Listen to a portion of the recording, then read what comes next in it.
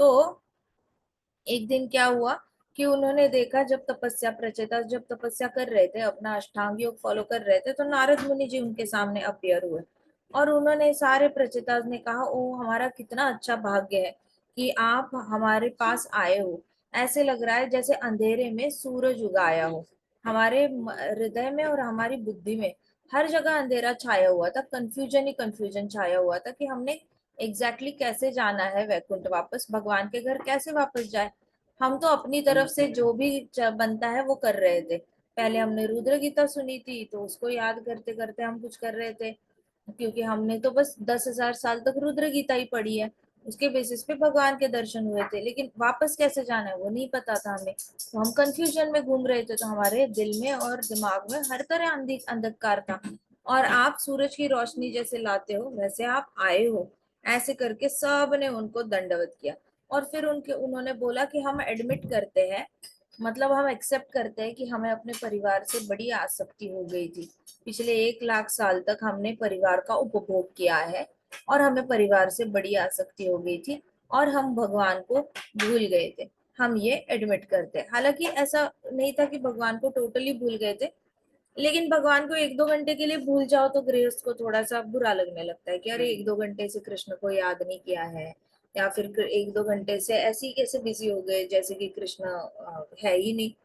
तो गृहस्थों को ऐसे बीच बीच में ये लगता है। तो वैसे ही प्रचेता उसने बताया कि हमें ऐसे लग रहा है कि हमें माफ कर दो, हम एडमिट करते हैं कि हमने बीच बीच में हमने बिल्कुल भी भगवान को याद नहीं किया, और हमने कुछ ज्यादा ही इंद्रिय तृप्ति कर ली, ऐसे कहा। और हमें फैमिली से बड़ी आसक्ति हो गई है।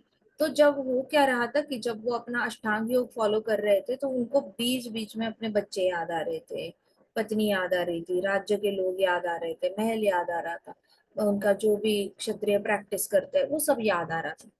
तो ये कहते कि अच्छा हुआ आप आए, क्योंकि वैसे भी हमारा मन नहीं लग रहा था तपस्या में। हमारे दिमाग से वो सारा जा ही नहीं रहा है, जो भी हमने लाइफ जी है 1 लाख साल के लिए, वो जा नहीं रही है, और हम कंसंट्रेट नहीं कर पा रहे हैं भगवान पे। तो kindly illuminate our path with the knowledge so we can cross this dark material.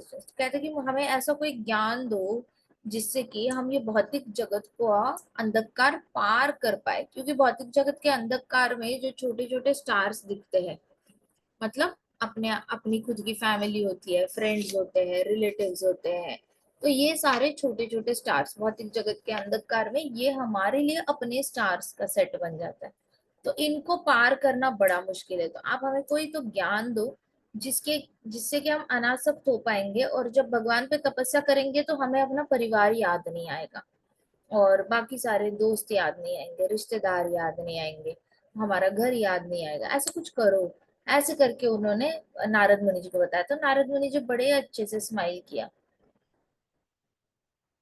उन्होंने बड़े प्यार से देखा प्रचेतास को, और कहा कि एक भक्त का जन्म दिव्य होता है, मृत्यु भी दिव्य होती है, उसके सारे कर्म भी दिव्य होते हैं, उसके शब्द भी दिव्य होते हैं। दिव्य मतलब क्या होता है? दिव्य मतलब something connected to Lord. Divya Divya divine का मतलब होता है कनेक्टेड टू गॉड। ठीक है। तो उन्होंने कहा कि एक डिवोटी की जो लाइफ होती है, बर्थ होता है, डेथ होता है, एक्टिविटीज होती है, उसका मन होता है, वर्ड्स होती है, और सारा ही सब कुछ ही डिवाइन होता है, दिव्य होता है, परफेक्ट होता है डिवोटी का। वो कुछ भी करता है तो उसमें भगवान से जुड़ी कोई ना कोई भावना तो उसके अंदर होती ही होती है, इसलिए उसका हर कर्म परफेक्ट हो जाता है, उसका सब कुछ दिव्य हो जाता है। इसलिए क्योंकि और उन वो जो भी सोचते हैं, जो भी करते हैं, उसमें ऑस्पिशियसनेस होती है। ऑस्पिशियसनेस मतलब शगुन छुपा होता है। भक्त कुछ भी करता है ना, उसमें सिर्फ शगुन ही छुपा होता है, और कुछ नहीं छुपा होता, कृष्ण की मर्जी छुपी होती है उसमें। तो प्रचेतास looked at Narad Muniji drinking his every word. It reminded them of being presence of Lord Vishnu hearing from him. तो प्रचेतास ने नारद मुनि जी को ऐसे देखा मानो जैसे वो नारायण भगवान के सामने खड़े हैं। जब वो नारद मुनि जी की बात सुन रहे थे, ऐसा लग रहा था जैसे भगवान नारायण के शब्द नारद मुनि जी के मुख से निकल रहे हैं। क्यों? क्योंकि नारद मुनि जी बहुत एसोसिएट करते हैं भगवान विष्णु के साथ। तो आप जितनी बार मिलते हो, आप उनकी तरह बात करने लग जाते हो, उनकी तरह उठने बैठने लग जाते हो, उनकी तरह ही स्माइल करने लग जाते हो। तो नारद मुनि जी तो है ही कृष्णा के खास फेवरेट, तो उन्होंने बहुत बारी दर्शन किया हुआ है। तो जब भी वो बात करते थे तो ऐसे लगता था जैसे नारायण भगवान उनके मुख से बात कर रहे हैं। तो ये इस पे एक बहुत अच्छा लेक्चर हुआ था शिला प्रभुपाद का। शिला प्रभुपाद कह रहे थे कि जब भी आपके गुरु बात करते हैं ना, तो कभी ये नहीं समझना चाहिए कि कोई मनुष्य आपके सामने बात कर रहा है। मनुष्य बात नहीं कर रहा होता, वो मनुष्य नहीं होता। उसके मुख से हमेशा कृष्णा बात कर रहे होते हैं। उसकी जिह्वा को कृष्णा यूज करते हैं ताकि ज्यादा से ज्यादा आत्माओं को वो रिक्लेम कर पाए। रिक्लेम कर पाए मतलब अपने पास बुला ले। तो भगवान क्या करते हैं, भक्त की बॉडी यूज करते हैं और संदेश पहुंचाते हैं। जैसे प्रभुपाद की बॉडी को यूज करके पूरे वर्ल्ड में हरि नाम फैलाया भगवान ने, तो वैसे भगवान भक्त की बॉडी यूज करते हैं और सारी आत्माओं को वापस रिक्लेम करने के लिए भक्तों की बॉडी यूज की जाती है।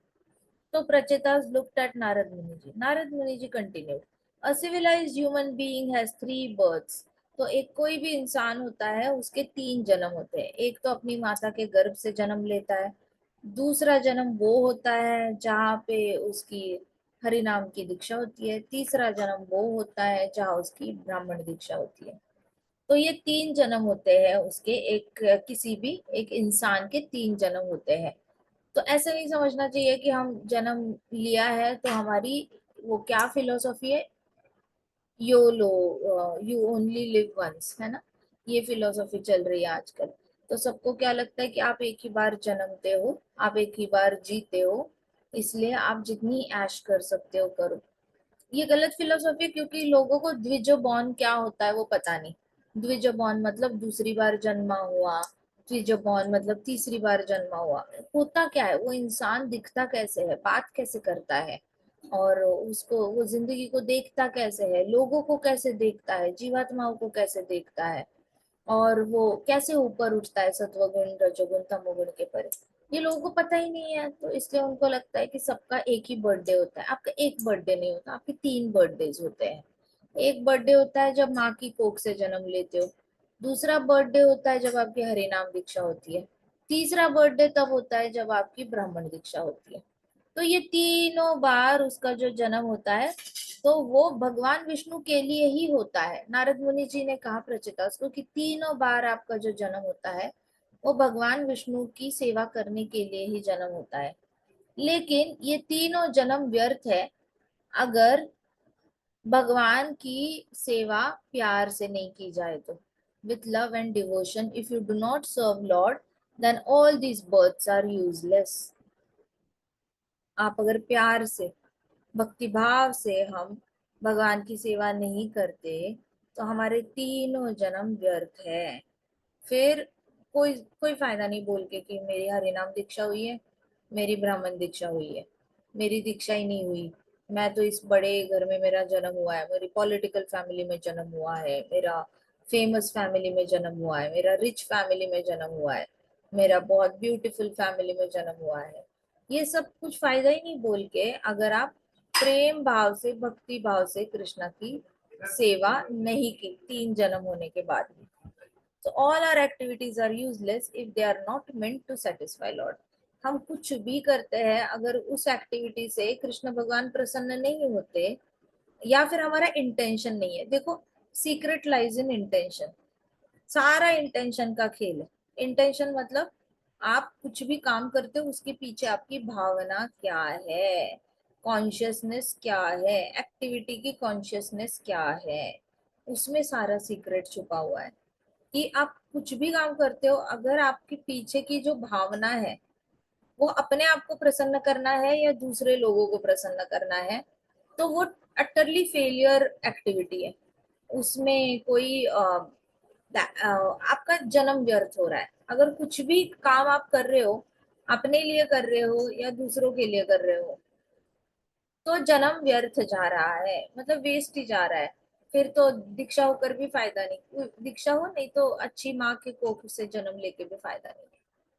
लेकिन अगर पीछे का इंटेंशन, पीछे की कॉन्शियसनेस, पीछे की फीलिंग, पीछे की भावना, कुछ भी करने से करते वक्त पीछे की भावना ही यही है कि मैं कृष्ण के लिए कर रही हूँ, मैं कृष्णा को प्रसन्न करने के लिए कर रहा हूँ, अगर पीछे की भावना ये है तो हर काम परफेक्ट है।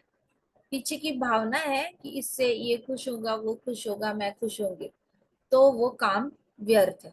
फिर वो काम ना आपको सुकून, आपको खुशी देता है, ना सामने वाले को खुशी देता है। आप फिर पूरे दुनिया में फ्री में फूड बांटो, बहुत सारे लोगों की सेवा करो, चैरिटी करो, जो करना है करो, लाखों करोड़ों लोगों की सेवा करो, फिर भी मन को संतुष्टि नहीं मिलेगी। अगर आप अपनी संतुष्टि के लिए, कर्ण ने कितना दान किया, कर्ण ने पूरी जिंदगी दान किया सिर्फ अपनी तकलीफ से बाहर आने के लिए। उसको मन की शांति के अलावा सब कुछ मिल रहा था। उसके पास पैसा था, सत्ता भी थी, पत्नी भी थी, माँ बाप भी थे, दोस्त भी थे, सब कुछ था उसके पास, नौकर चाकर थे, दास दासियां थी, सब था उसके पास। क्या नहीं था? शौर्य था, एक सुंदर शरीर था, उसका शरीर चमकता था, कान में सोने के कुंडल थे, इतना सुंदर था, प्रोटेक्शन उसके पास, एक कवच था, दिखने में भी ज्यादा हैंडसम था वो, अर्जुन और युधिष्ठिर से ज्यादा दिखने में अच्छा था कर्ण। भगवान की कृपा से सब कुछ मिला था, लेकिन सुकून नहीं था उसके पास, कोई सुकून नहीं था। तो उसको कुछ भी, कितना उसने दान किया सुकून मिलने के लिए, कि हाँ मुझे कुछ तो करके दिल को बेटर लगे, मेरे दिल को बेटर फील हो, इतना दान किया, फिर भी वो कभी हैप्पी था ही नहीं। सो हम लोग कुछ भी करेंगे, लेकिन पीछे अगर इच्छा ये होगी कि मुझे मन की शांति चाहिए, तो वो तो मिलने से रही, वो तो नहीं मिलनी। सो पीछे की भावना बहुत मैटर करती है। आप 1 लाख गाय दान मत करो, आप एक ही गाय दान करो, लेकिन इसलिए करो क्योंकि कृष्णा को अच्छा लगता है कि हम गाय की सेवा करते हैं, कृष्णा का फेवरेट एनिमल। इतना सोचा, बहुत है, बहुत है। वो जो परमानंद होगा, वो 1 लाख गाय अपने मन की शांति के लिए दान करने से भी उतनी खुशी नहीं मिलेगी। उससे तो ईगो ही बढ़ेगा कि अरे देखो मैं 1 लाख गाय दान करता हूँ, मैं कितना रिच हूँ। सो उससे तो ईगो बढ़ेगा, सुकून नहीं आएगा। लेकिन अब एक गाय दान करो इतना सोच के कि मैं कृष्ण के लिए कर रहा हूँ, इतना भी करो ना, तो उसमें जो परमानंद है वो मृत्यु तक टिकेगा। मतलब इवन वाइल डेथ, जब भी आप सोचोगे ना, वो गाय की मैंने ऐसे सेवा की थी, कृष्णा हैप्पी हुए होंगे, उतना भी वो सोचते सोचते मर गए ना, तो भी कृष्णा के पास ही चले जाना है। तो हर एक्टिविटी के पीछे की भावना क्या है, सारा तो सीक्रेट इंटेंशन में छिपा हुआ है, और कुछ नहीं है, इंटेंशन में छुपा हुआ है, पीछे की भावना में छुपा हुआ है। इसलिए हमेशा हार्ट से सोचना चाहिए, जितना हो सके अपना हार्ट यूज करो। बहुत ज्यादा दिमाग दिमाग दिमाग दिमाग दिमाग के घोड़े दौड़ाना नहीं है। हार्ट से सोचना शुरू करो, हार्ट से सोचोगे तो कृष्णा आएंगे, दिमाग से सोचोगे तो सब कुछ आएगा, लेकिन कृष्णा नहीं आएंगे। तो प्रचेतास को नारद मुनि जी ने कहा कि सारे जन्म व्यर्थ है, जिसमें कृष्ण को सेवा करने के लिए, कृष्ण को प्रसन्न करने के लिए अगर कोई एक्टिविटी नहीं की जाती तो। अब नारद मुनि जी प्रचेतास को एक के बाद एक ऐसे देख रहे थे, और उन्होंने कहा, डियर सन्स ऑफ किंग प्राचीन बारी, without loving service of Lord, what is the meaning of austerity, hearing, speech, mental speculation, intelligence, strength and all the senses. उन्होंने कहा कि क्या फायदा है अगर आप भगवान की प्रेम से सेवा नहीं कर रहे हो, तो इतनी सारी तपस्या आप जो कर रहे हो, इतनी देर से अष्टांग योग करके बैठे हो, उसका क्या फायदा है? आपके पास इतना इंटेलिजेंस है पूरे देश को बचाने के लिए, उसका भी कुछ इंटेलिजेंस, कुछ फायदा नहीं है। आपने इतना रुद्र गीता सुनी, इतनी बार 10,000 साल तक रुद्र गीता बोली, उसका भी क्या फायदा है अगर अभी तक प्रेम भक्ति नहीं आई कृष्णा के लिए, सेवा ही नहीं करी, प्रेम प्रेम से सेवा नहीं करी, प्रेम भक्ति नहीं आई है, तो there is no use of 10,000 years of तपस्या। इसलिए अभी नारद मुनि जी उनको ये कर रहे हैं, कनेक्ट कर रहे हैं, क्योंकि वो तो यही सोच रहे थे, हम 10,000 साल तक रुद्र गीता बोल के आए हैं, पानी में खड़े होके हमने रुद्र गीता बोली, तो नारद मुनि जी बोल रहे हैं क्या फायदा, दिल में अगर प्रेम भक्ति जागृत नहीं हुई तो क्या फायदा है तपस्या का, कुछ फायदा नहीं है। इंटेलिजेंस का क्या फायदा है, कुछ भी नहीं है, फायदा ही नहीं है। इंटेलिजेंस, इंटेलिजेंस तो सबके पास होता है, ऐसा नहीं कि सिर्फ हमारे पास है, सबके पास ही इंटेलिजेंस होता है, उसका फायदा क्या है अगर दिल में कृष्णा के लिए कोई प्रेम ही नहीं जागृत हो गया। फिर कहते कि आपके पास बहुत शौर्य है, शक्ति है, उसका भी क्या फायदा, क्या किया उस शक्ति से, क्या किया, वैकुंठ जा सकते हो, नहीं जा सकते। करना क्या है, उसका क्या फायदा, ऐसे कहा नारद मुनि जी। देखो गुरु ना सही टाइम पे आते हैं, जब शिष्य को लगता है ना कि मेरे पास इंटेलिजेंस है, मेरे पास शक्ति है, मैंने रुद्र गीता सुनी है, मैंने रुद्र गीता बहुत बार बोली है, मैंने 10,000 साल तक तपस्या करी है। जैसे ही शिष्य को ऐसे लगता है ना, मैं I have done a lot, उतने में गुरु आते हैं और उसको ग्राउंड कर देते हैं। ग्राउंड करते और कहते हैं, दिल में झांक, दिल में प्यार है क्या? सुबह सुबह उठता है, तेरे प्यार है क्या दिल में? तू कृष्णा को सेवा करता है, तू प्यार से करता है या रोबोटिकली करता है? रात को तू कृष्णा की सेवा करता है, प्यार से करता है या मैकेनिकली करता है? बुक्स पढ़ता है, प्यार से बुक्स पढ़ता है या फिर मैकेनिकली बस ऐसे इंग्लिश ग्रामर समझ के समझने की कोशिश, चार लोगों में पांडित्य दिखाने के लिए तू बुक्स पढ़ता है? तेरा इंटेंशन क्या है बुक पढ़ने के पीछे? भगवत गीता हाथ में पकड़ता है तो इंटेंशन क्या है? भगवत गीता क्यों पकड़ रहा है? क्या ये श्लोक चार लोगों के सामने बोल के दिखाना है कि देखो मुझे संस्कृत आता है? क्या तुम्हें ये सब कुछ पढ़ के इसलिए करना है क्योंकि तुम्हारी बुद्धि को सेटिस्फेक्शन मिलता है कि कुछ तो हायर स्टैंडर्ड नॉलेज लिया है मैंने? या तो इसलिए भगवत गीता पढ़ता है कि कृष्णा को ये छवि देखना बड़े पसंद है कि देखो मेरा भक्त बैठा है, कितना सुंदर लग रहा है, हाथ में भगवत गीता पढ़ रहा है, तो कृष्णा के चेहरे पे स्माइल आ रही है। तो क्यों पढ़ रहा है, तेरा इंटेंशन क्या है? तो नारद मुनि जी ऐसे टाइम पे गुरु आते हैं और गुरु आपको करेक्ट करते हैं, चाबी देते हैं और बताते हैं कि देख, आ, बहुत तो कुछ कर लिया, लेकिन अभी तक तेरे दिल में कृष्णा आना दिल्ली अभी दूर है। जिसके हृदय में कृष्ण होते हैं उसके मुख से कभी anti Krishna conscious, anti Bhagavatam बातें निकलती नहीं है। और जिसके हृदय में कृष्णा नहीं होते, ऊपर ऊपर से हाथ कृष्ण के लिए काम कर रहे हैं, दिमाग कृष्ण के लिए काम कर रहा है, पाव कृष्ण के लिए काम कर रहे हैं, लेकिन अंदर तो इंद्रिय तृप्ति है, कहीं ना कहीं प्रतिष्ठा के लिए किया जा रहा है, तो उसके मुख से हमेशा एंटी भागवतम बातें निकलेंगी, एंटी कृष्णा कॉन्शियस कभी ना कभी बातें निकलेंगी। सो ये वाली जो है ये that is because of lack of loving service to Krishna. तो नारद मुनि जी ने कहा उनको कि आपके इंटेलिजेंस का कोई फायदा नहीं है अगर आपके हृदय में अभी तक कृष्ण के लिए प्रेम जागृत नहीं हुआ है। सो इसलिए जब भी हम एक्टिविटीज करते हैं, कृष्णा की प्रसन्नता के लिए करने हैं, लोगों की प्रसन्नता के लिए नहीं करना। इससे बाहर आ जाओ, इसको कहते हैं पीपल प्लीजिंग माइंडसेट कहा जाता है इंग्लिश में। पीपल प्लीजिंग मतलब लोगों को प्रसन्न करने के लिए एक्टिविटी करी जाती है, वो नहीं करना है, क्योंकि कहाँ तक करोगे आप? आज 365 दिन में से 364 दिन लोगों को प्रसन्न करोगे, एक दिन नहीं प्रसन्न किया ना, तो वही लोग आपके उल्टे पड़ेंगे और आपकी बुराई करने में एक दिन नहीं लगाएंगे। कोई भी एक्टिविटी लोगों को प्रसन्न करने के लिए जब की जाती है, तो आप एक दिन वो एक्टिविटी ना करो, उसी इंसान ने जिसकी 364 दिन सेवा की है ना, उसी इंसान ने 365वें दिन आकर आपको बुरा भला कहकर जाना है। उसको याद नहीं रहना 364 दिन आपने उसकी सेवा करी थी, आपने उसके लिए कुछ खाना बनाया था, आपने मीठी बातें की थी उसके साथ, आपने उसके सुख दुख में साथ दिया था। उसको नहीं याद रहना, उसने इमिजिएटली वापस आना है और आपको ब्लेम करना है कि अरे आपने ये नहीं किया, वो नहीं किया, हमें लगा था आप ये करोगे वो करोगे। तो इतने सारे लोग जो ऑफिस में परेशान होते हैं, घर में परेशान होते हैं, वो परेशान ही इसलिए होते हैं क्योंकि वो उनके लिए कर रहे होते हैं। हम तो परिवार के लिए करते ही नहीं है, हम कृष्ण को प्रसन्न करने के लिए परिवार की सेवा करते हैं, हम कृष्ण को प्रसन्न करने के लिए बाकी जीवात्माओं की सेवा करते हैं, तो हम कर तो रहे कृष्णा के लिए। कृष्णा हैप्पी है या नहीं, our main business is to make Krishna happy. Original business ही यही है, कृष्णा को हैप्पी करना। और अगर कृष्णा हैप्पी है ना, तो वो लोग वापस आके दे विल अंडरस्टैंड यू, वो आपको समझेंगे कि आप भी इंसान हो, आप 364 दिन सेवा कर सकते हो, 365 दिन, एक दिन आपसे मिस हो सकती है। उनके हृदय में कृष्णा जाएंगे परमात्मा बनकर और उनको गाइड करेंगे, चुप करके बैठ जा, इस इंसान ने तेरे लिए बहुत किया है। तो इस तरीके से पीपल प्लीजिंग से बाहर आ जाना है, इसमें और कोई मेथड ही नहीं बनी है इससे बाहर आने के लिए। लोगों को, बहुत सारे लोग तड़प रहे हैं आज दुनिया में, जो लोगों को प्रसन्न करने के लिए अपना जीवन आधे से ज्यादा बिता रहे हैं और हाथ में आ रहे तो आंसू आंसू आंसू, बस आंसू आंसू निकाल रहे हैं।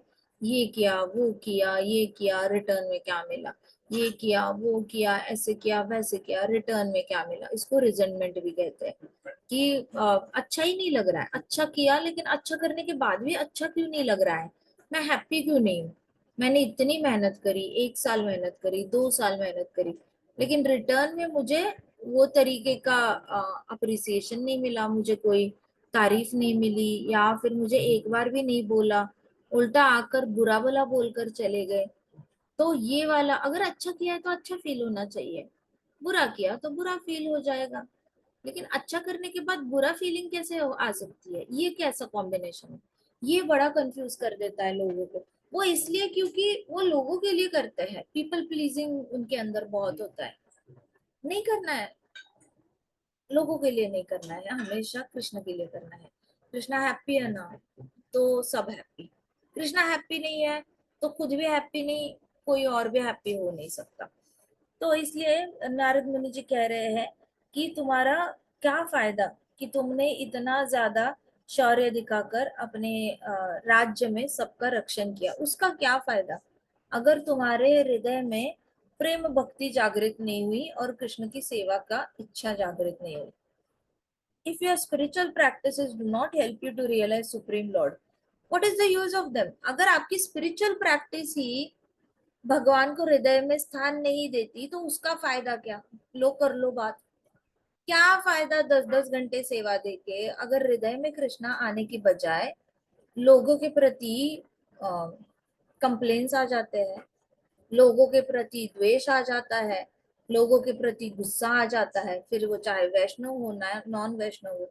ऐसा फायदा क्या आध्यात्मिकता का। बहुत बड़े सारे लोग हैं देखो, मायावादी लोग हो गए, नास्तिक लोग हो गए, आस्तिक लोग हो गए, रिलीजियस ऑर्गेनाइजेशंस हो गई, इतनी सारी रिलीजियस ऑर्गेनाइजेशंस है। ऐसा नहीं कि मैं हमारी बात कर रही हूँ, मैक्सिमम रिलीजियस ऑर्गेनाइजेशंस में भी इतना कंप्लेन कंप्लेन कंप्लेन चलता है कि जो सन्यासी टॉप पे बैठे रहते हैं वो तो सर पकड़ के बैठते होंगे, पूरा दिन कंप्लेन में जाता है, कभी ये आ रहा है इसकी कंप्लेन कर रहा है, कभी वो आ रहा है इसकी कंप्लेन कर रहा है।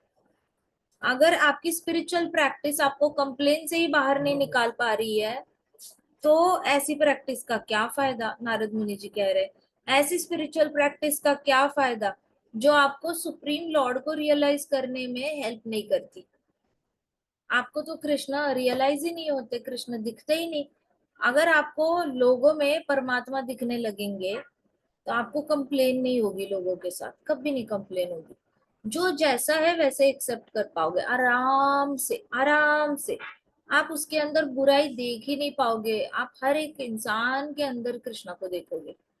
तो ऐसी स्पिरिचुअल प्रैक्टिस होनी चाहिए ना जिससे कि आप सबके अंदर कृष्ण को देख पाओ। आत्मा इंडिविजुअली, ऐसा तो नहीं है ना कि शरीर में सिर्फ आत्मा ही घूम रही है, कि मुझे पूरा हक मिल गया उस आत्मा की बुरी बुराई देखने में और बुराई करने में, इधर उधर बताने में कि उसके अंदर ये बुराई है। उसके आत्मा के साथ साथ उस परमात्मा भी तो है उसके अंदर, तो उसके अंदर के परमात्मा से भी तो डरना है। वो परमात्मा अंदर बैठ के क्या उसको हेल्प नहीं कर रहा, कर तो रहा है, बट वो ले नहीं रहा है, अलग बात है, लेकिन है परमात्मा। तो उसके अंदर के कृष्ण भगवान हम नहीं देख पाए तो ऐसी स्पिरिचुअल प्रैक्टिस का क्या फायदा। 10-10 घंटे सेवा दो, 12 घंटे सेवा दो, 40 साल सेवा दो, 25 साल सेवा दो। अगर 25-40 साल सेवा देने के बाद भी पीछे आके उसने ऐसा किया वैसा किया, ये किया वो किया, यही काम करना है तो फिर कृष्ण भगवान का है। मुझे नहीं लगता कृष्ण भगवान राधा रानी के पास जाकर कभी भी बता रहे होंगे पता है उस भक्त ने ऐसे किया, उस भक्त ने ऐसे किया, कैसे लोग है ये। मुझे नहीं लगता कृष्ण भगवान पीछे जाके राधा रानी से ऐसी कोई इतनी डेरोगेटरी बातें करते होंगे। बट हमारे अंदर वो शुद्धिकरण नहीं आया तो नारद मुनि जी कह रहे ऐसा स्पिरिचुअल प्रैक्टिस का क्या फायदा जब आप कृष्ण भगवान को एक्सपीरियंस ही नहीं कर पाए, ना अपने हृदय में ना दूसरों के हृदय में कृष्ण को देख ही नहीं पाए, तो ऐसी भक्ति का क्या फायदा है। फिर नारद मुनि जी ने कहा actually goal of all spiritual practices is Krishna. सच कहा जाए तो सारी आध्यात्मिकता, आध्यात्मिकता की कोई भी प्रोसीजर फॉलो करो, सबका लक्ष्य एक ही है, कृष्ण। अब सोचो कोई अगर काली माता की सेवा कर रहा है, उसका भी लक्ष्य कृष्ण है, उसको पता नहीं है। हाँ, उसको पता नहीं है कृष्ण है। आज वो काली माता की सेवा कर रहा है, मृत्यु हो जाएगी, फिर वापस किसी ऐसे जन्म में आएगा, कहीं पे भक्त के साथ कांटेक्ट आएगा, फिर कृष्णा की ओर आएगा। जितनी डेडिकेशन से काली माता की सेवा कर रहा है, अगले जन्मों में उतनी ही डेडिकेशन से कृष्ण की सेवा करेगा। काली माता भेजेगी ना अपने भक्त को कि जाओ कृष्ण के अपने कोई गॉड ब्रदर होगा उनका, कोई होगा गुरु, किसको भेजेगी और बोलेगी ये भक्त मेरा अच्छा है, सिंसियर है, कंसिस्टेंट है, डेडिकेटेड है, इसके अंदर बेसिक भागवतम के गुण है, और ओबीडियंट भी है, रूल्स फॉलो करना उसको पसंद है, तो कोई गुरु भेज देगी और कृष्ण की ओर लेके जाएगी हमें। तो कोई भी आध्यात्मिकता का कुछ भी फॉलो कर रहे हो ना, अल्टीमेटली उसका लक्ष्य कृष्ण है। मायावादियों को भी कौन पकड़ता है? मायावादियों को शिव जी पकड़ते हैं। शिव जी ना भौतिक जगत में रहते हैं ना आध्यात्मिक जगत में रहते हैं, शिव जी बीच में रहते हैं। तो शिव जी का जो कैलाश पर्वत है, वो ब्रह्म ज्योति में उनका टिप आता है। सो शिव जी को दिखता है कितनी सारी आत्माएं घूम रही है, इनको पता ही नहीं है ये कर क्या रही है, ये तो निराकार निराकार। एक बार कोई ऋषि थे, वो गए थे वैकुंठ, वैकुंठ पहुंचे, और उन्होंने ऐसे ऐसे देखा, तो ऐसे रोशनी जाते हुए दिख रही है, left to right Roshni walk कर रही है। फिर ऐसे देख रहे थे, रोशनी रोशनी बस रोशनी, मानो जैसे दिया की जो दिए की फ्लेम होती है ना, ऐसे वॉक कर रही है, ऐसे लग रहा था। इधर से उधर जा रही है, उधर से उधर जा रही है। फिर वो ऋषि आए वापस, नारद मुनि जी को बोला कि मैं गया तो था वैकुंठ, मुझे कोई दिखा नहीं, भगवान तो दिखे नहीं मुझे, बस एक रोशनी दिखी इधर से उधर जाते हुए, इधर से उधर। तो फिर नारद मुनि जी ने नारायण भगवान को बोला, वो आया था आपसे मिलने के लिए, उसको तो दिखा ही नहीं, उसको कोई रोशनी दिखी। तो नारायण भगवान ने कहा क्योंकि उसने पूरी जिंदगी सिर्फ Prakash Prakash Prakash, light light light, इसी पे मेडिटेट किया है। तो अगर वो आता, मुझे ढूंढने के लिए आता, तो मैं अपना रूप दिखा देता। उसने तो मुझे हमेशा रोशनी में ही ढूंढने की कोशिश की है। अगर वो मुझे देखने के लिए आता तो मैं अपनी रोशनी कम कर देता और अपना 400 फॉर्म उसको दिखा देता। लेकिन वो हमेशा ही लाइट ही ढूंढ रहा है, मैं क्यों अपनी लाइट कम करूं, मैंने भी उसको लाइट ही दिखा दी। सो ऐसे करके ब्रह्म ज्योति में इतनी सारी आत्माएं ऐसे डल डल घूमती रहती है, उनको समझ नहीं आता कर क्या रहे हैं, क्या कर दिया, हम कर क्या रहे हैं, यहाँ पे आ गए हैं। फिर शिव जी देखते हैं कौन ओबीडियंट है इसमें, कौन मेरी बात सुनेगा, अच्छा ये वाली बात सुनेगा, अच्छा तू बात सुनेगा मेरी, जिसको सुनना है उनको बुलाते हैं और वापस किसी ब्राह्मण परिवार में, वैष्णव परिवार में, या ऐसी जगह जन्म देते हैं जहाँ पे उनका भक्त के साथ कांटेक्ट हो जाएगा और वो भक्ति में आ जाएंगे। तो कृष्णा किसी को पीछे नहीं छोड़ते, जिसकी मर्जी है ना उसको अपॉर्चुनिटी देंगे। तो सारी आध्यात्मिकता का जो उद्देश्य है वो सिर्फ कृष्ण ही है। सारी आध्यात्मिकता आप एक फूल तोड़ के कृष्णा को दे दो या किसी और भी भगवान को दे दो, मर्जी किसी भी भगवान को दे दो, उसका भी एक ही पर्पज है, कृष्ण, दैट्स ऑल। हर एक जन कृष्ण के पास जा रहा है। इसलिए कोई भी किसी की भी भक्ति कर रहा है ना, किसी को पुट डाउन मत करो। आपको जाना है शिव मंदिर जाओ, आपको जाना है गणेश मंदिर जाओ, आपको जाना है दुर्गा माता मंदिर जाओ, रिस्पेक्ट एवरीबडी। कुछ नहीं, बिल्कुल एकदम ऐसे बिहेव नहीं करना है कि अरे हम देवी देवताओं का नहीं करते, आप क्यों जा रहे हो एंड ऑल दैट। वो लोगों का भी टाइम आएगा, उनको जब उनके अंदर जागृति होगी, परमात्मा उनके अंदर साक्षात्कार होगा, आएंगे वो, लेंगे कृष्ण का नाम।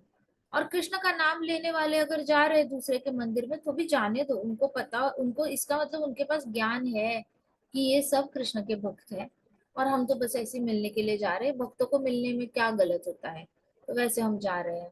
तो इसलिए एक बार क्या हुआ कि कई सारे भक्त जो है प्रभुपाद के साथ वॉक कर रहे थे, और एक भक्त ने शिव जी का मंदिर आया, तो इमिजिएटली ऐसे कर लिया, इंडियन ही था भक्त, तो उसने इमिजिएटली ऐसे किया, तो बाकी लोगों ने कहा वो प्रभुपाद प्रभुपाद देखो ये शिव जी के मंदिर के सामने ऐसे कर रहा है।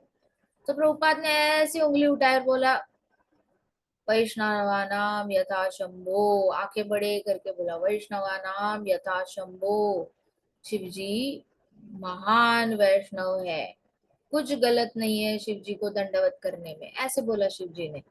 फिर बाकी सारे भक्त ऐसे ऐसे ऐसे ऐसे कर रहे हैं। सो अंदर अगर जागृति नहीं हुई, कृष्णा अगर हृदय में नहीं आए, तो बड़ी सारी मिसअंडरस्टैंडिंग्स होती है, खुद भी मिसअंडरस्टैंड कर लेते हैं, दूसरों को भी गलत राह पर लेकर चले जाते हैं। तो नारद मुनि जी ने कहा कि सारी आध्यात्मिकता का जो पर्पस है वो एक ही है, Krishna. Unless you come to the platform of bhakti yoga you cannot realise self और गॉड। जब तक आप भक्ति योग नहीं फॉलो करते तब तक आप अपने आप को भी नहीं जान सकते और कृष्ण को भी नहीं जान सकते। तो सेल्फ नॉलेज है, भगवत गीता में सेल्फ नॉलेज आता है। कृष्ण का जो प्रेममयी भक्ति है कृष्ण की, वो सिर्फ श्रीमद् भागवतम से ही मिलेगी। और कोई शास्त्र बना ही नहीं है कृष्ण के लिए प्रेम जागृत करने के लिए। Shrimad Bhagavatam is the only secret scripture, secret scripture है। गुह्य गुह्य ये पुराण कहा गया है, जिसमें सिर्फ कृष्ण के लिए प्रेम मिलता है और कुछ नहीं मिलता। इसमें ज्ञान जो है, वो ज्ञान भी कृष्ण के लिए प्रेम जागृत करता है। फर्स्ट कैंटो में जैसे हम देखते हैं ना, हो इतना बड़ा ब्रह्मांड, ऐसे क्रिएट किया वैसे क्रिएट किया, कृष्णा महाविष्णु बनकर आए, गर्भधाक्षी विष्णु बनकर आए, ओ क्षीरोदाक्षी विष्णु भी बनकर आए। वो पढ़ते ही कृष्ण से प्रेम हो जाता है। ये ओए कृष्णा कितना अमेजिंग है, कृष्णा कितने क्रिएटिव है, कितने बड़े हैं, ब्रह्मांड से भी बड़े हैं, इतने छोटे हैं, आत्मा से भी छोटे बनकर आ जाते हैं भौतिक जगत में। इतना प्रेम हो जाता है। तो ये सिर्फ भागवतम ही ऐसा पुराण है जिसमें कृष्ण से प्रेम होता है। भगवत गीता में भी कृष्ण से प्रेम नहीं होता। भगवत गीता में तो अपने आप से प्रेम आ जाता है। ला बाय द टाइम आप भगवत गीता खत्म करते हो, तब तक तो खुद का ही कॉन्फिडेंस इतना हाई हो जाता है कि आप जितना भी अपने आप को आज तक बुरा कहते आए थे ना, by the end of 10th chapter आप अपने आप को बुरा कहना बंद करते हो। By the 8th of 18th chapter आप अपने आप को दूसरों की नजर से देखना बंद कर देते हो। अपनी नजर से भी नहीं देखते, मम्मा की नजर से भी नहीं देखते। अगर मम्मा ने पापा ने बहुत आपको क्रिटिसाइज किया हो कि अरे तू मंद बुद्धि है, तुझे नहीं समझ में आता, तू छोटा है, तू नाटा है, ऐसा है वैसा है, पढ़ाई में फेल होता है, कुछ भी बोला हो, by the end of 18 chapter आप उनकी नजर से अपने आप को देखना भी बंद कर देते हो। तो भगवत गीता सेल्फ नॉलेज के लिए बेस्ट स्क्रिप्चर है। और भगवत गीता में सारे प्रॉब्लम्स की सॉल्यूशन दी हुई है। तो आपको पूरी जिंदगी में कोई भी प्रॉब्लम आएगा, सारे प्रॉब्लम्स की सॉल्यूशन ही भगवत गीता। भगवत गीता एक बुक काफी है सारे प्रॉब्लम्स का सॉल्यूशन ढूंढने के लिए। और भागवतम का ये वॉल्यूम्स है उतना काफी है कृष्ण के लिए अटूट प्रेम का रिश्ता जागृत करने के लिए। That's it. आपको और कहीं जाने की जरूरत नहीं है। पूरा आपकी लाइफ का मैप पूरा भगवत गीता भागवतम में पूरी तरह चॉक्ड आउट है। अब कृष्णा ने बहुत ऐसे मतलब वाइड शास्त्र को ऐसे ऐसे ऐसे कम कम कम कम करते करते ये दो शास्त्र में लेकर आए। और प्रभुपाद भी कितने सिलेक्टिव है, रूप गोस्वामी जी कितने सिलेक्टिव है। रूप गोस्वामी जी ने 5 लाख श्लोक लिखे, उसमें से प्रभुपाद को इंस्पायर किया 700 श्लोक और 18,000 श्लोक पे एक्सपर्टीज दिखाने के लिए। रूप गोस्वामी जी ने प्रभुपाद को एनकरेज किया, तुम ये 700 श्लोक पे ये कर लो और 18,000। अब कलयुगी लोग जो है वो बहुत ज्यादा मंदबुद्धि हो गए हैं, तो वो शायद ही 700 श्लोक भी समझ पाए, लेकिन तुम लिख लो, उसमें से थोड़े से इंटेलिजेंट जो लोग होंगे वो समझ लेंगे 700 श्लोक। और ये 18,000 श्लोक, मेरे 5 लाख श्लोक रहने दो साइड में, मैं तुम्हें इन 700 श्लोकों के लिए और 18,000 श्लोकों के लिए गाइड करता हूँ। तो रूप गोस्वामी जी ने पीछे से डिक्टेट किया प्रभुपाद को, प्रभुपाद ने डिक्टाफोन में डिक्टेट किया और भक्तों ने उसको ट्रांसक्राइब किया। आज हमारे पास भगवत गीता भागवतम है। सो हमारे आचार्यों को भी पता है कि हम कितना हैंडल कर सकते हैं। लेकिन इतनी ब्यूटीफुल स्क्रिप्चर्स दिया हमें कि भागवतम पढ़ने के बाद कृष्ण से प्रेम ना हो, ये इम्पॉसिबल टास्क है। हर एक जन को कृष्ण से प्रेम हो जाता है। तो यहाँ पे नारद मुनि जी कह रहे हैं, जब तक आप अपने आप को नहीं जान लेते और कृष्ण को जान नहीं लेते तब तक भक्ति योग अधूरा है। आपको अपने आप को जानना बहुत जरूरी है। इसलिए आपको हायरार्की में देखो, राधे श्याम प्रभु पुणे टेम्पल प्रेसिडेंट है, वो हमेशा कहते हैं सबसे पहले भगवत गीता पढ़ो, भगवत गीता खत्म होने के बाद अब श्रीमद् भागवतम पढ़ो, श्रीमद् भागवतम पढ़ने के बाद अब चैतन्य चरितमृत पढ़ो। क्यों चैतन्य चरितमृत पढ़ना है? हमें अपना लीनेज पता होना चाहिए, हमें अपनी परंपरा पता होनी चाहिए। हमारी परंपरा का ज्ञान चैतन्य चरितमृत में आता है, तो हमारा कॉन्फिडेंस बढ़ जाता है इस प्रोसेस में कि हम कुछ अंधविश्वास नहीं कर रहे हैं। क्योंकि भागवतम की कथाएं बहुत पुराने काल में हो गई है, जिसका आपको प्रूफ ढूंढने का कुछ समझ में नहीं आता, लेकिन चैतन्य चरितमृत पढ़ते ही समझ में आता है कि अरे ये हमारे तुम्हारे जैसे इंसानों की बातें चल रही है। तो कॉन्फिडेंस बढ़ जाता है, सांप्रदाय में विश्वास और ज्यादा तगड़ा हो जाता है। तो उनको पता है राधे श्याम दास प्रभु जी को कि सेल्फ का नॉलेज भगवत गीता से आएगा, गॉड के लिए प्रेम जो आएगा, कृष्ण के लिए प्रेम जो आएगा वो भागवतम से ही आएगा। इसलिए उन्होंने भी सीक्वेंस बताया गया है। तो मान लिया करो, जब ऐसे अच्छे अच्छे भक्त बताते हैं कोई एक बात, मान लेनी चाहिए उनकी बातें। चैलेंज नहीं करना चाहिए कि उन्होंने तो बोला है भगवत गीता पढ़ने के लिए, मैं क्यों पढूं। वो तो बोलते ही रहते हैं भागवतम पढ़ो, हम क्यों पढ़े, हमारे पास टाइम ही नहीं है। जब बताते हैं ना, सुन लिया करना, बस सुनो, अप्लाई करना। कैसे अप्लाई करना है, सोचते रहो सोचते रहो, थोड़ा थोड़ा अप्लाई करते रहो, आप पे हो जाना है। जिंदगी लंबी है, हर रोज एक पेज पढ़ा तो भी हो सकता है, लेकिन कोशिश करो। तो Prachetas looked at one another, and Narad Muni was reminding them that satisfying Krishna was most important requirement for spiritual life. Narad Muni ji ने उनको याद दिलाया था, कृष्णा को सेटिस्फाई करना सबसे ज्यादा इम्पोर्टेंट है स्पिरिचुअल एडवांसमेंट के लिए। अगर आपको आध्यात्मिकता में आगे जाना है तो कृष्ण को ही प्रसन्न करना पड़ेगा। आसपास के लोगों को प्रसन्न करके कृष्ण को प्रसन्न नहीं किया जाता, पहले कृष्ण को प्रसन्न किया जाता है। कृष्णा परमात्मा बनकर उनके हृदय में, उनके अंदर प्रसन्नता जागृत करते हैं, फिर वो लोग हमसे प्रसन्न होते हैं। ऐसे उल्टी गंगा नहीं बहती।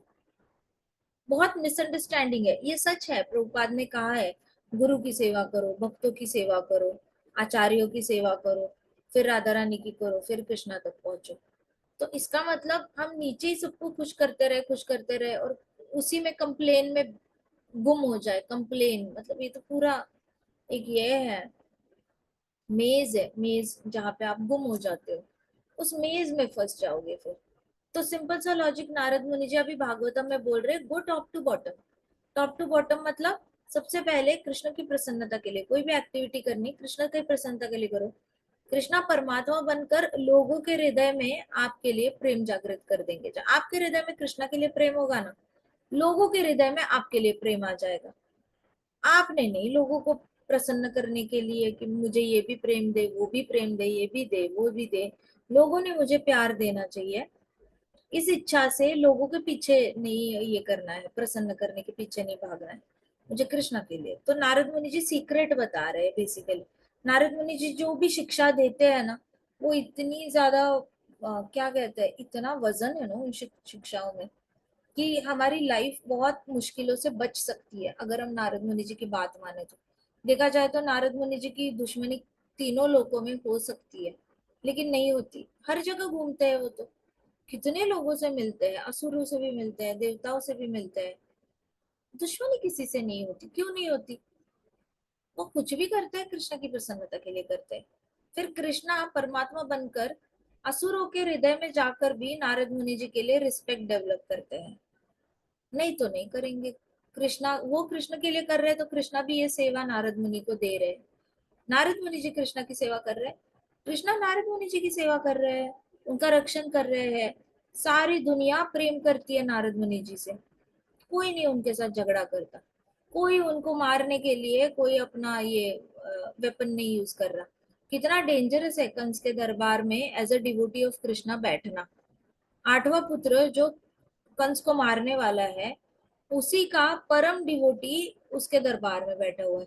कंस ने तो इमिजिएटली मार देना है, रावण के पास जाना कितना टफ है। फिर भी नारद मुनि जी घूम रहे हैं, सबके ओपनली जा रहे हैं, कृष्णा की सेवा के लिए जा रहे हैं।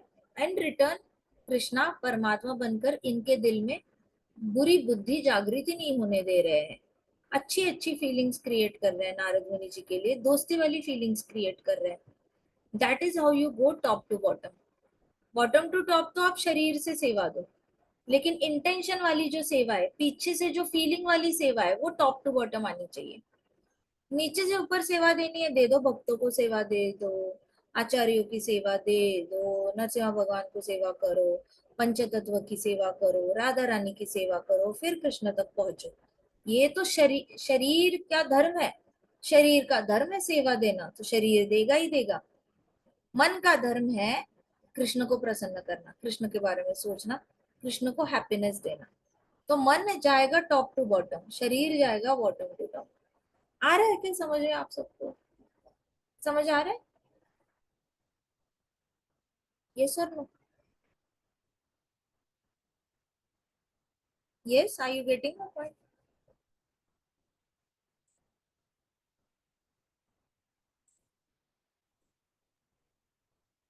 यस माता जी। आ रहा है ना? बाकी का काम कल करते हैं। ग्रंथराज श्रीमद् भागवतम की जय। शिल प्रभुपाद की जय। श्री श्री राधा श्याम सुंदर की जय। श्री श्री कृष्ण बलराम की जय। वृंदावन धाम की जय। समस्त भक्त वृंद की जय।